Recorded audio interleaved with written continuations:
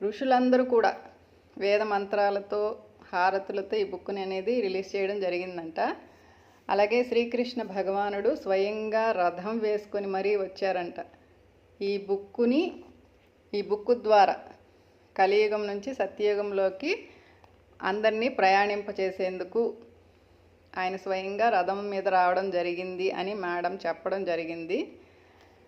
అందువల్ల నేను ఈ బుక్ అనేది ఫస్ట్ టైం ఆర్డర్ పెట్టుకున్నాను. ఈ బుక్ వచ్చిన తర్వాత నాలో ఏదో ఒక తెలియని ఒక అద్భుతమైన ఫీలింగ్ అనేది అయితే వచ్చింది మాస్టర్స్. ఈ బుక్ కూడా నాకు ఇందాకే వచ్చింది, కాస్త చదివాను, చూశాను. అంటే నేను మేడం యొక్క క్లాసెస్ అనేది రెగ్యులర్గా ఫాలో అయ్యేదాన్ని కాబట్టి నాకు ఇది పరిచయమైన జ్ఞానంలాగే అనిపించింది. అయితే ఇంకా చదివితే ఇంకా బాగా అద్భుతంగా ఉంటుంది. కొంత అనేది నేను చదివాను, చాలా అద్భుతంగా